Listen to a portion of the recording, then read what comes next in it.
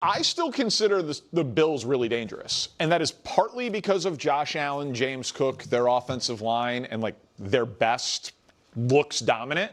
But admittedly, it has been inconsistent for the team that I picked to win the Super Bowl. But part of why I think Buffalo is really dangerous is also because I'm not sure how dangerous any team in the AFC is. So why not them? But how dangerous do you think the Bills are? Look, I still think this team is dangerous because of the guy under center. Like, as long as they have Josh Allen and he's able to put on that cape and they're able to do what they do, which is run the football better than anybody else in the National Football League, if that's what shows up when it's needed in the postseason, this team has an opportunity to beat anybody, because if he has the ball last, you believe in him. And it seems, or at least it appears at this moment, that the big red machine may not even be in the dance. And so when you look at the landscape of quarterbacks, who do you then trust? Specifically coming out of the AFC, and I think all hands will be raised saying Josh Allen, Josh Allen, Josh Allen. So this is why this team is still dangerous. Defensively, they have issues. Yeah. They definitely have voids in that defense. They cannot stop the run.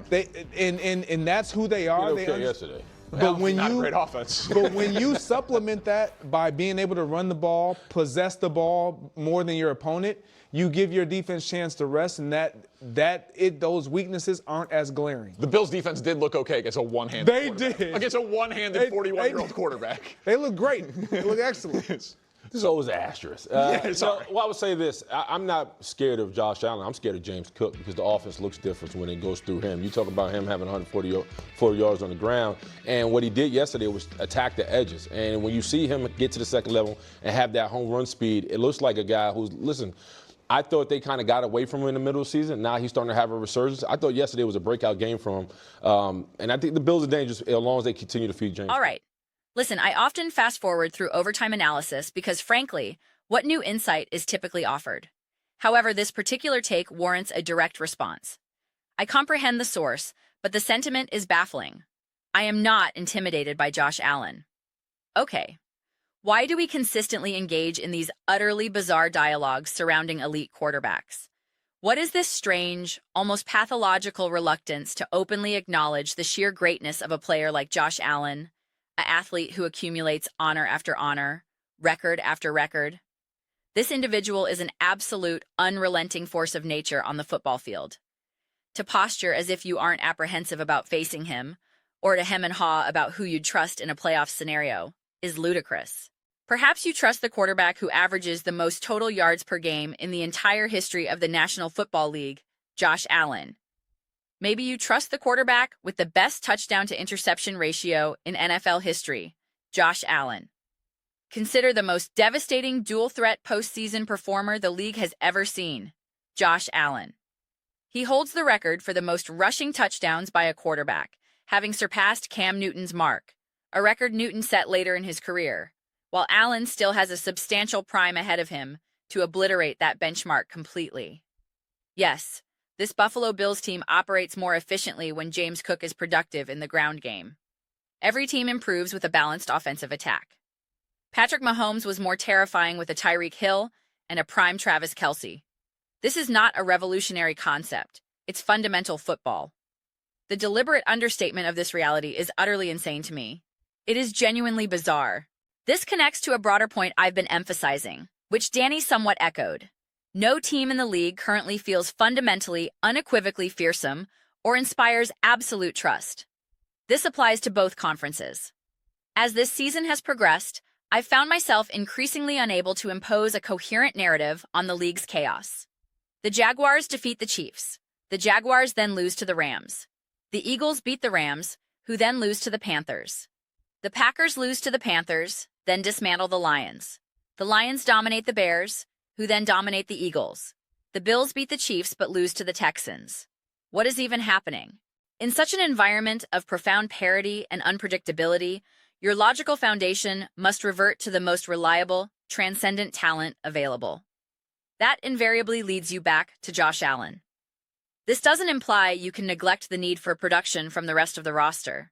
When you can adequately support Josh Allen with a more balanced offensive approach, reducing the need for him to be superhuman on every snap, you are undoubtedly in a superior position to win.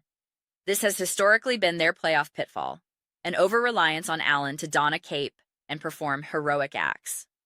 If you can establish Cook and benefit from intelligent play calling, and I greatly admired the schematic approach in this most recent game, even using it to highlight the Eagles' contrasting issues, your prospects improve dramatically.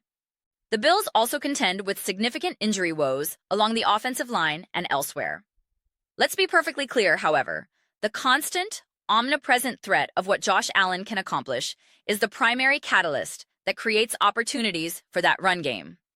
If you remove Josh Allen from the equation, you are not witnessing the same caliber of rushing production. I can guarantee that. Every defensive coordinator's game plan is 100% focused on containing Josh Allen first. That is the operational reality. Therefore, it is completely absurd to attempt to minimize Josh Allen's influence and importance to this franchise. I don't wish to dwell on this point excessively, as it seems so self-evidently small-minded, but truly absorb what is being said. It's unbelievable. Consider possessing the talent and resume of Josh Allen and still not commanding universal belief and respect. The assertion, "I'm not afraid of Josh Allen, I'm afraid of Cook," is staggering. I initially believed the most outlandish take I'd heard recently involved an analyst's hyperbolic praise for an undrafted quarterback's record-breaking college performance, labeling him the new American underdog. I thought that was the week's worst commentary. I was mistaken. Boldly declaring you do not fear Josh Allen is the worst take of the entire year. That distinction is now secured. But these are simply my reflections. I would be absolutely delighted to hear your own. What are all of your thoughts concerning the Buffalo Bills and Josh Allen? Do you perceive this team as dangerous? Do you believe they can make a significant playoff run? What is your personal assessment of Josh Allen? Let me know your perspectives in the comments section below. I read every single comment. So, whether you find yourself in agreement or in vehement opposition, let's engage in some dialogue. Let's have some spirited debates. But ultimately, let's ensure we are enjoying the process. And please do consider subscribing. We are in the process of cultivating a phenomenal community here, and would absolutely adore having you as a part of it. My goal is to build something to which we all feel a genuine connection, something we are genuinely thrilled to be involved with. I believe we are making significant progress toward that objective. Also, please do not forget to give this video a thumbs up, as it genuinely assists with its visibility within the platform's algorithm. Thank you so much for your time. I look forward to seeing you next time.